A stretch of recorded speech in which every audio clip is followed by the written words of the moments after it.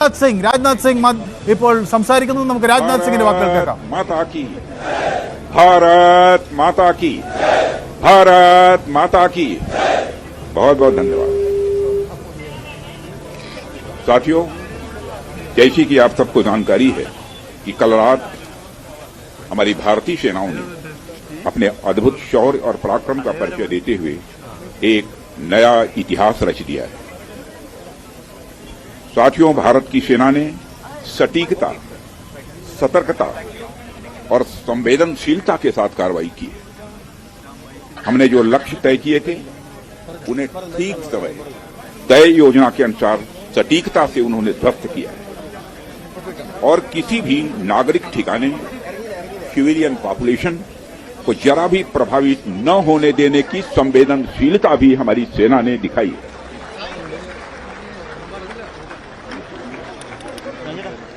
यानी एक तरीके से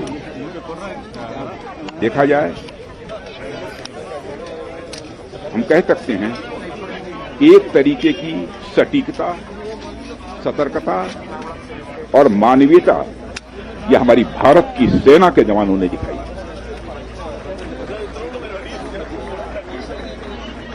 जिसके लिए मैं हमारे सेना के जवानों और अधिकारियों को पूरे देश की ओर से मैं साधुवाद देता हूं और सेना को संपूर्ण संबल प्रदान करने के लिए अपने प्रधानमंत्री माननीय नरेंद्र मोदी जी को भी मैं साधुवाद देता हूं।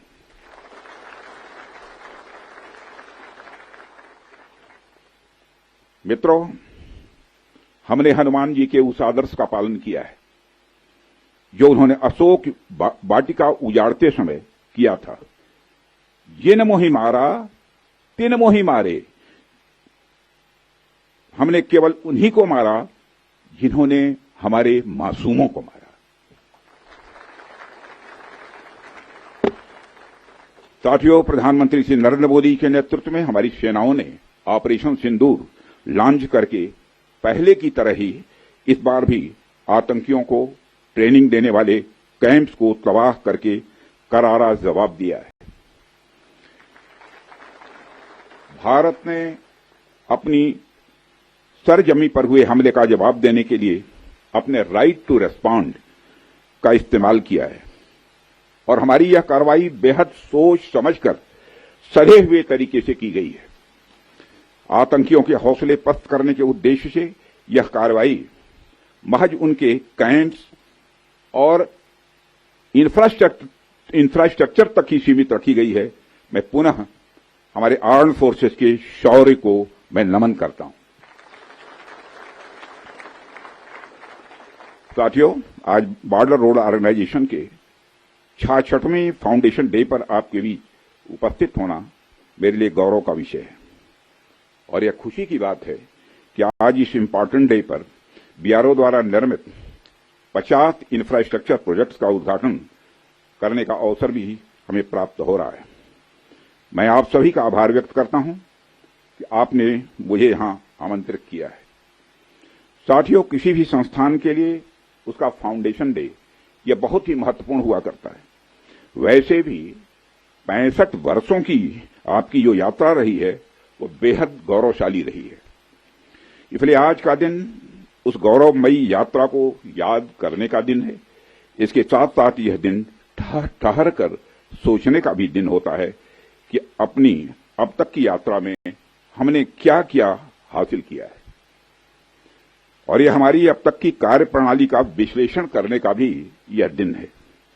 साथ ही यह एनालिसिस करने का भी दिन है कि भविष्य में हमारी राह क्या होनी चाहिए। साथियों, मैं देख पा रहा हूं कि वीडियो कॉन्फ्रेंसिंग के माध्यम से देश के अलग अलग क्षेत्रों से हमारे कई साथी जुड़े हुए हैं। अक्सर हम उद्घाटन के अवसर पर बड़ी बड़ी संस्थाओं का और बड़ी बड़ी एजेंसीज का नाम तो लेते हैं, परंतु ऐसे कई कर्मयोगी हैं जो पर्दे के पीछे रहकर काम करते हैं। किसी प्रोजेक्ट को पूरा करने में उनका योगदान भी बेहद महत्वपूर्ण होता है। इसलिए मुझे लगता है कि आज का दिन उनके एक योगदान को एक्नॉलेज करने और एप्रिशिएट करने का भी दिन है। साथियों, आज जम्मू कश्मीर, लद्दाख, सिक्किम, मिजोरम, अरुणाचल प्रदेश, पश्चिम बंगाल और राजस्थान में कई प्रोजेक्ट्स का उद्घाटन हुआ है। कहने को तो यह सारे फिजिकल इंफ्रास्ट्रक्चर हैं, लेकिन मैं इन्हें सिर्फ फिजिकल इंफ्रास्ट्रक्चर ही नहीं समझता। हमें जो सड़कें दिखती हैं, जो पुल दिखते हैं, वह सिर्फ दो स्थानों को जोड़ने वाले नहीं होते हैं, बल्कि वह लोगों के दिलों को जोड़ने वाले होते हैं। इन प्रोजेक्ट से राष्ट्रीय सुरक्षा को तो मजबूती मिलती ही है, साथ ही साथ यह प्रोजेक्ट इन सभी रीजन्स को इकोनॉमिक प्रॉस्पेरिटी को भी बढ़ावा देते हैं।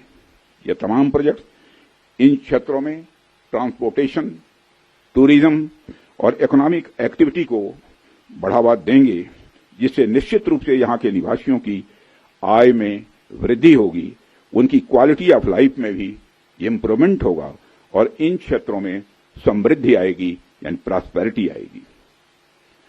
साथियों, मुझे बताया गया कि आज जिन इंफ्रा प्रोजेक्ट्स की शुरुआत की गई है, इनकी टोटल कॉस्ट लगभग 1900 करोड़ रुपए के आसपास की है। मुझे लगता है कि यह केवल उनकी नॉमिनल वैल्यू पर है। इसकी असली वैल्यू है वह तो हम आंक भी नहीं सकते। इन सड़कों के माध्यम से जब कोई बच्ची स्कूल जाएगी और अपना भविष्य बनाएगी, तो उसके इम्पैक्ट का आकलन भी हम नहीं कर सकते। इन ब्रिजेज के माध्यम से जब यहां एम्बुलेंसेज दौड़ेंगी और समय पर लोगों को इलाज होगा, उसकी वैल्यू को भी नहीं आंका जा सकता है। जब इन सड़कों के माध्यम से विभिन्न संस्कृति के लोग आपस में जुड़ेंगे या फिर एक दूसरे से जो कुछ सीखेंगे, उसकी वैल्यू कोई भी आंक नहीं सकता है।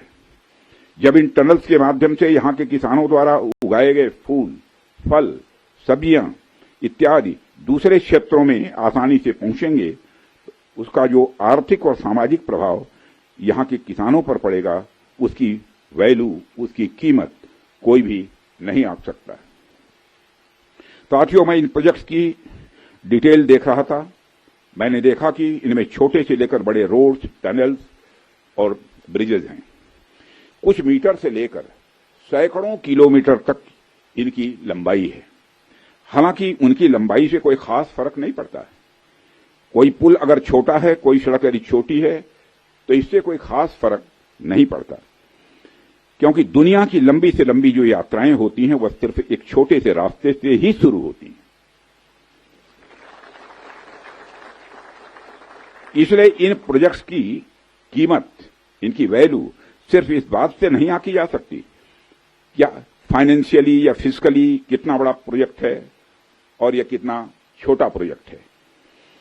असल में इनकी असली कीमत इस बात से है कि यह कितने परिवारों को जोड़ रही हैं, कितने लोगों की संस्कृति को, उनके रहन सहन को आपस में करीब ला रही हैं, कितने लोगों की आर्थिक और सामाजिक समृद्धि, इकोनॉमिक और सोशल प्रॉस्पेरिटी में अपना ये योगदान दे रही हैं। यह प्रोजेक्ट लोहे, कंक्रीट या कोलतार से बनी हुई एक संरचना भर नहीं है, बल्कि यह एक कमिटमेंट है, यह एक प्रतिबद्धता है सीमावर्ती क्षेत्र के विकास का। यह एक रिजॉल्व है, यह एक संकल्प है बॉर्डर एरियाज में क्वालिटी इंफ्रास्ट्रक्चर बिल्ड करने का। यह एक दृढ़ निश्चयता का डिटर्मिनेशन है लोगों के दिलों को जोड़ने का। इसलिए मैंने कहा कि ये प्रोजेक्ट्स इनवैल्यूएबल हैं, इनकी कीमत का आकलन नहीं किया जा सकता। साथियों, प्राचीन काल से ही मार्ग मानव सभ्यता के विकास में बड़ी महत्वपूर्ण भूमिका निभाते आए हैं। मार्गों की महत्ता हमारे इतिहास में हमेशा से रही है। जब आप मानवता का इतिहास पलट कर देखेंगे तो आप ये पाएंगे कि ट्रांसपोर्टेशन रूट्स ने कितना इंपॉर्टेंट रोल प्ले किया है। इतिहास बताते हैं कि सिविलाइजेशन थ्राइव हुई तो उसके पीछे रूट्स और राजमार्गों का बहुत बड़ा योगदान रहा है। कला, साहित्य, संस्कृति और विज्ञान का प्रचार प्रसार एक क्षेत्र से दूसरे क्षेत्र तक इन्हीं के माध्यम से फैलता है। यदि मैं भारत के संदर्भ में बात करूं तो मुझे यहां के दो इंपॉर्टेंट रूट्स के नाम स्वाभाविक रूप से याद आ रहे हैं। आप शायद उत्तरापथ और दक्षिणापथ के बारे में जानते होंगे या सुना होगा। उत्तरापथ और दक्षिणापथ हमारे इंडियन सब कॉन्टिनेंट के डिफरेंट रीजन्स को एक दूसरे से जोड़ने वाले धागे की तरह है। आप सोचिए, हजारों साल पहले जब संचार के इतने तेज साधन नहीं थे, तब आइडियाज और कल्चर, विचार और संस्कृति एक जगह से दूसरी जगह कैसे पहुंचते थे। पांड्य साम्राज्य का मोती और मदुरई का कपास आखिर मगध के पाटलिपुत्र में कैसे बहुत प्रसिद्ध हो गया। राजकुमार सिद्धार्थ से भगवान बने महात्मा बुद्ध की शिक्षाएं कावेरी पट्टनम तक कैसे पहुंच गईं। संगम युग की मणिमैखली की चर्चा कश्मीर तक कैसे फैल गई। जब भारत में मॉडर्न पॉलिटिकल यूनिटी का कंसेप्ट भी नहीं आया था, तब से इन रूट्स ने सभ्यता और संस्कृति के विकास और आदान प्रदान में बहुत ही महत्वपूर्ण भूमिका निभाई है। यदि हम महात्मा बुद्ध के बाद के इतिहास पर भी नजर डालें, तब भी हमें यह देखने को मिलता है कैसे दूसरे क्षेत्रों से आकर लोगों ने भारत की संस्कृति को समृद्ध किया और भारत की संस्कृति से भी उन्होंने बहुत कुछ सीखा भी है। इन मार्गों का महत्व तब भी इतना ज्यादा था कि व्यापार के लिए समर्पित सड़कें बनाई जाती थी। आप जब सिल्क रूट के बारे में जानते हैं, आप सभी को मालूम है सिल्क रूट के बारे में, जिसने एक तरह से पूरे एशिया और मध्य यूरोप तक को कवर कर लिया था। भारत से भी उस सिल्क रूट का एक बड़ा हिस्सा होकर गुजरता था, जिससे न सिर्फ सामान बल्कि संस्कृति और विचार का भी एक्सचेंज, आदान प्रदान यह होता था। एशिया और यूरोप के बीच कल्चरल एक्सचेंज, सांस्कृतिक आदान प्रदान में भी सिल्क रूट का बहुत बड़ा योगदान रहा है। साथियों, सिर्फ स्थलीय मार्ग का ही नहीं बल्कि जलीय मार्ग का भी ह्यूमन सिविलाइजेशन, मानव सभ्यता में एक बहुत बड़ा महत्व रहा है। मेसोपोटामिया की सभ्यता के साथ हमारा व्यापार जलीय मार्ग से ही होता था। अरब के जो व्यापारी आते थे वह भारत में जलीय मार्ग से ही आते थे। इन रूट्स का असर हमारे संस्कृति पर, हमारे परंपराओं पर और हमारी अर्थव्यवस्था पर तो पड़ा ही, साथ ही साथ इन रूट्स ने दुनिया को कई सारी नई चीजें भी सीखने को दी हैं।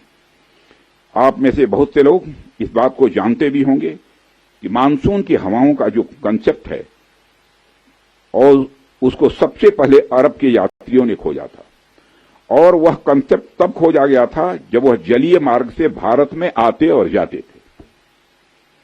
इसी प्रकार भारत में हुई न्यूमेरिक्स, नंबर जो होते की खोज ने भी पहले अरब और बाद में यूरोप तक का रास्ता तय किया था। साथियों, प्रधानमंत्री जी के नेतृत्व में जब से हमारी सरकार आई है, तब से हमारे प्रधानमंत्री का इस बात पर विशेष ध्यान रहता है कि सीमावर्ती इलाकों का कैसे अधिकतम विकास किया जाए। यह बताने की जरूरत नहीं है कि कैसे सीमावर्ती इलाकों को लंबे समय तक उसको उपेक्षित किया गया, कैसे एक लंबे समय तक वहां पर अच्छी क्वालिटी के इंफ्रास्ट्रक्चर को छोड़िए, एक बेसिक क्वालिटी के भी इंफ्रास्ट्रक्चर को भी नहीं पहुंचाया गया। परंतु आज स्थितियां बदली हैं। आज सीमावर्ती क्षेत्रों में safe, secured and vibrant land borders को इंश्योर करने के लिए हमने वाइब्रेंट विलेज इनिशिएटिव भी प्रारंभ किया हुआ है। देश भर में सड़कों के निर्माण की यदि मैं बात करूं तो आज हम प्रतिदिन लगभग 35 किलोमीटर सड़कें बना रहे हैं, प्रतिदिन 35 किलोमीटर सड़कें बना रहे हैं। इसके अलावा भी हम बड़े स्तर पर कनेक्टिविटी को बढ़ावा दे रहे हैं। स्थितियां पहले की तुलना में कुछ इस प्रकार बदली हैं कि मुझे आए दिन बीआरओ के किसी न किसी कार्यक्रम में आकर सड़कों का, ब्रिजेस का, टनल्स का और ऐसे सैकड़ों प्रोजेक्ट का उद्घाटन करने का अवसर मिलता रहता है। साथियों, रक्षा मंत्री के रूप में मुझे बीआरओ द्वारा किए गए कामों को नजदीक से कई बार देखने का अवसर भी मिला है। पिछले कुछ वर्षों में मैंने देखा है कि कैसे बीआरओ ने बॉर्डर एरियाज में इंफ्रास्ट्रक्चर डेवलपमेंट के मामले में क्रांति ला दी है। बीआरओ ने जो काम किया है वह न केवल राष्ट्रीय सुरक्षा के लिए आवश्यक है, बल्कि दूर दराज के क्षेत्रों की अर्थव्यवस्था को बढ़ावा देने में भी यह सहायक सिद्ध हो रहा है। पिछले 4 वर्षों में ही आज के 50 नए प्रोजेक्ट्स के इनॉग्रेशन सहित बीआरओ ने 13,743 करोड़ रुपए के कुल इन्वेस्टमेंट के साथ 456 इंफ्रास्ट्रक्चर प्रोजेक्ट को सफलतापूर्वक पूरा किया है। इसके लिए मैं बीआरओ को बधाई देता हूं। साथियों, बीआरओ की काम की क्वालिटी भी मैं कह सकता हूं ये वर्ल्ड क्लास की है, जिसका एक प्रमुख उदाहरण सेला सुरंग है, जिसका उद्घाटन पिछले वर्ष ही हमारे प्रधानमंत्री जी ने किया था। यह रणनीतिक रूप से महत्वपूर्ण क्षेत्रों में कनेक्टिविटी बढ़ाने के लिए हमारी सरकार की प्रतिबद्धता का एक प्रतीक है। और मुझे यह बताते हुए बेहद गौरव की अनुभूति हो रही है कि पिछले 5 वर्षों में ही बीआरओ का बजट लगभग 2 गुना हो गया है, जिससे सीमा पर बेसिक इंफ्रास्ट्रक्चर के विकास में रिकॉर्ड तोड़ प्रगति हुई है। वित्तीय वर्ष 2024 और 25 में बीआरओ ने 16,600 करोड़ रुपए का 16,600 करोड़ का रिमार्केबल एक्सपेंडिचर किया है, जो अपने आप में यह ऐतिहासिक है। സാഠ്യോ ബിയാറോനെ സൈന്യം ഇന്ത്യയുടെ അഭിമാനമുയർത്തിയ ദിനം എന്നാണ് പ്രതിരോധ മന്ത്രി പറയുന്നത്. ഓപ്പറേഷൻ സിന്ധു